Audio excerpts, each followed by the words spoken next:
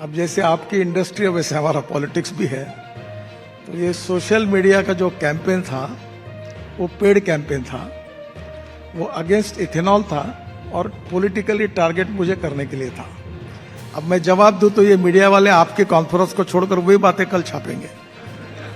तो आज हम बात करने वाले हैं उस नेता की जो ना सिर्फ अपने काम के लिए बल्कि अपनी छवि और साहस के लिए भी जाने जाते हैं। जी हाँ, मैं बात कर रही हूँ नितिन गडकरी की।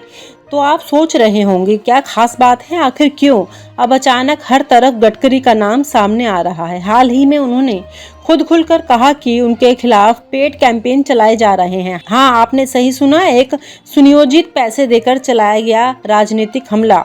अगर आप सोच रहे हैं कि कौन, तो गडकरी के नाम तो नहीं लिया, लेकिन अंदर की बातें ये समझ आ गई हैं। और जो लोग बीजेपी के अंदरूनी खेल को थोड़ा समझते हैं उन्हें पता है कि अमित शाह और सीनियर नेता गडकरी की बढ़ती लोकप्रियता और प्रधानमंत्री पद की संभावनाओं को लेकर थोड़े असुरक्षित है। तो आइए आज हम विस्तार से जानेंगे कि कैसे गडकरी ने एक एक करके राजनीतिक और मीडिया के निशानों का सामना किया, कैसे द्वारका एक्सप्रेसवे और E20 पेट्रोल का मामला उनके सामने चुनौती बनकर आया और आखिरकार अब उन्होंने बिना किसी डर के उसे सब कुछ उजागर कर दिया है। गडकरी की भूमिका और सियासी इम्पैक्ट। सबसे पहले तो दोस्तों बात करते हैं गडकरी की पॉलिटिकल पोजीशन की। गडकरी बीजेपी के सीनियर नेता और केंद्रीय सड़क परिवहन व राजमार्ग मंत्री हैं और उनके काम की बातें करें तो आप देखेंगे कि उनके नाम से जुड़ी हुई हर बड़ी परियोजना में बस विकास, काम और देश की भलाई दिखाई देती है। अब एक बात ध्यान देने वाली है, गडकरी सिर्फ मंत्री नहीं बल्कि PM पद के संभावित उम्मीदवार भी हैं और यही बात बीजेपी में कुछ नेताओं के लिए सिरदर्द बन गई है। सोचिए, एक ऐसा नेता जिसकी लोकप्रियता लगातार बढ़ रही है, जिसकी छवि ईमानदार और काम करने वाली है, तो हद है ना। लेकिन राजनीति में ऐसे लोग हमेशा निशाने पर रहते हैं और गडकरी जी की जिंदगी में भी ऐसा ही हुआ है। एक तरफ उनके काम की तारीफ होती है, दूसरी तरफ उनके खिलाफ आरोप और विवाद लगातार बढ़ते हैं। E20 पेट्रोल विवाद। अब आते हैं उस मुद्दे पर जिसने हाल ही में गडकरी को बहुत परेशानी में डाल दिया है। E20 petrol. दोस्तों, E20 का मतलब होता है पेट्रोल जिसमें 20% एथेनॉल मिलाया गया। सरकार का मकसद था देश की ईंधन की निर्भरता पर काम करना और ग्रीन एनर्जी को बढ़ावा देना। लेकिन क्या हुआ, सोशल मीडिया और कुछ मीडिया हाउस ने इसे लेकर फेक न्यूज़ और आलोचना फैलानी शुरू कर दी। लोग बोलने लगे वाहन खराब हो रहे हैं, माइलेज कम हो गया, पुराने इंजन वाले कार में दिक्कत आ रही है। और गडकरी, उन्होंने खुलकर कहा कि सब पेड कैंपेन का हिस्सा है। आप सोच रहे होंगे पेड कैंपेन? जी हाँ, सही सुना आपने। कुछ लोग और कंपनियां अपनी आर्थिक हानि बचाने के लिए सोशल मीडिया पर पोर्टल और टीवी चैनल्स के माध्यम से विरोध और अफवाहें फैलाते हैं और गडकरी ने इसे सीधे उजागर कर दिया। मतलब अब कोई भी छुप नहीं सकता और यह एक बड़ा संदेश है, गडकरी डरने वाले नहीं हैं। द्वारका एक्सप्रेसवे और पुराने मामले। लेकिन दोस्तों, E20 पेट्रोल सिर्फ शुरुआत थी, अगले निशाने पर आया द्वारका एक्सप्रेसवे मामला। कुछ समय पहले इस परियोजना को लेकर आरोप लगे थे कि इसमें लागत अधिक दिखी है, भ्रष्टाचार हुआ है और रिपोर्टिंग में भ्रम फैलाया गया है। सरकारी रिपोर्ट कहती है कि 18.2 करोड़ प्रति किलोमीटर की लागत बढ़कर 251 करोड़ रुपए हो गई है। लेकिन गडकरी ने इसका पूरा खंडन किया। उनका कहना था कि परियोजना की लंबाई और टनल की लागत को ध्यान में ना रखा गया। असलियत यह है कि परियोजना बहुत लंबी और जटिल थी। सोचिए, एक और विकास और देश की भलाई का काम चल रहा है और दूसरी ओर आरोपों और फेक न्यूज का तूफान, और फिर भी गडकरी ने हिम्मत नहीं हारी। सियासी साजिश और अमित शाह।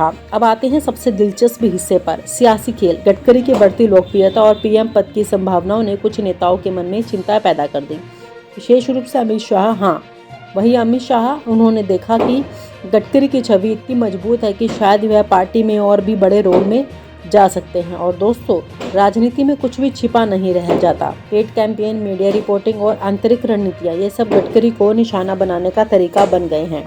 लेकिन गडकरी ने इसे भी बेधड़क तरीके से सामना किया और यही बात उन्हें बाकी नेताओं से अलग बनाती है।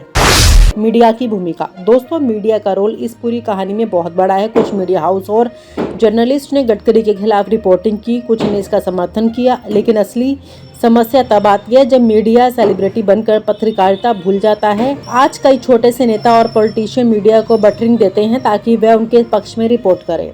गडकरी ने इसे भी बेधड़क तरीके से उजागर किया। उन्होंने कहा कि पेड न्यूज़ और फेक अफवाहें उनके खिलाफ चल रही हैं और दोस्तों यही असली साहस है, सच्चाई बोलना, चाहे पूरा देश सुन रहा हो या विरोधी चुप रहे।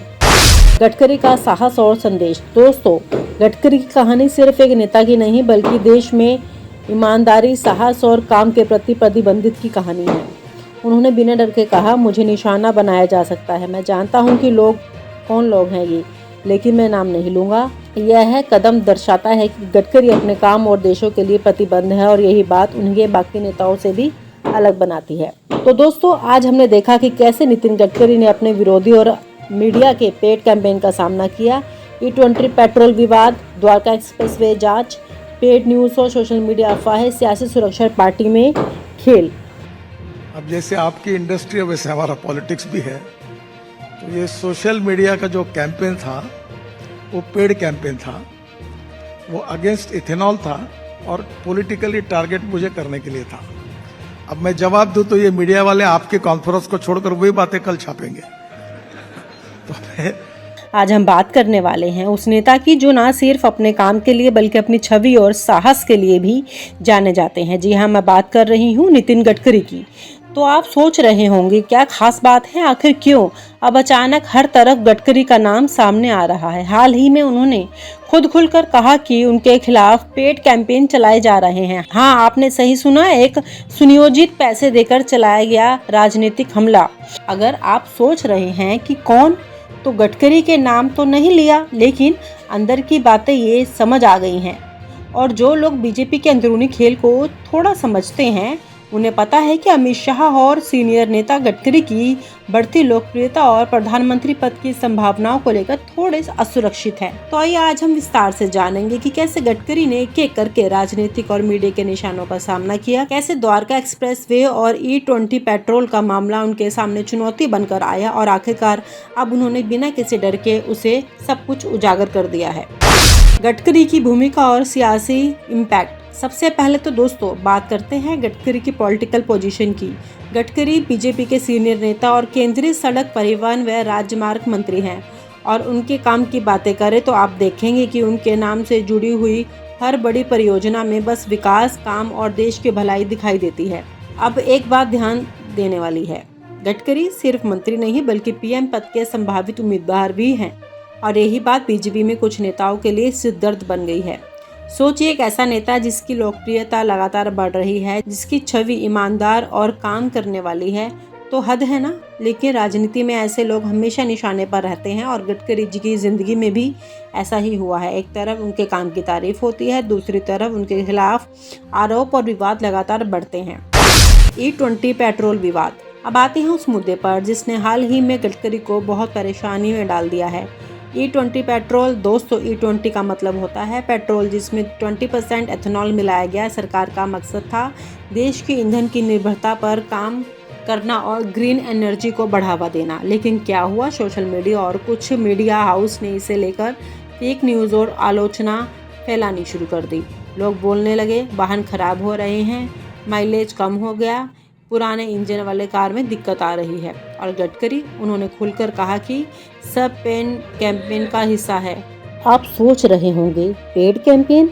जी हाँ, सही सुना आपने। कुछ लोग और कंपनियां अपनी आर्थिक हानि बचाने के लिए सोशल मीडिया पर पोर्टल और टीवी चैनल्स के माध्यम से विरोध और अफवाहें फैलाते हैं और गडकरी ने इसे सीधे उजागर कर दिया। मतलब अब कोई भी छुप नहीं सकता और यह एक बड़ा संदेश है, गडकरी डरने वाले नहीं हैं। द्वारका एक्सप्रेसवे और पुराने मामले। लेकिन दोस्तों, E20 पेट्रोल सिर्फ शुरुआत थी। अगले निशाने पर आया द्वारका एक्सप्रेसवे मामला। कुछ समय पहले इस परियोजना को लेकर आरोप लगे थे कि इसमें लागत अधिक दिखी है, भ्रष्टाचार हुआ है और रिपोर्टिंग में भ्रम फैलाया गया है।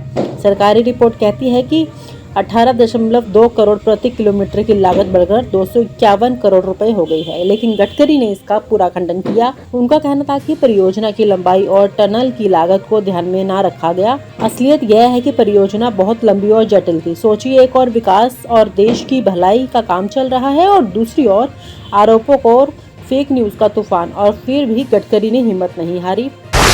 सियासी साजिश और अमित शाह। अब आते हैं सबसे दिलचस्प हिस्से पर, सियासी खेल। गडकरी की बढ़ती लोकप्रियता और पीएम पद की संभावनाओं ने कुछ नेताओं के मन में चिंता पैदा कर दी, विशेष रूप से अमित शाह। हाँ, वही अमित शाह। उन्होंने देखा कि गडकरी की छवि इतनी मजबूत है कि शायद वह पार्टी में और भी बड़े रोल में जा सकते हैं। और दोस्तों, राजनीति में कुछ भी छिपा नहीं रह जाता। पेड कैंपेन, मीडिया रिपोर्टिंग और आंतरिक रणनीतियां, ये सब गडकरी को निशाना बनाने का तरीका बन गए हैं।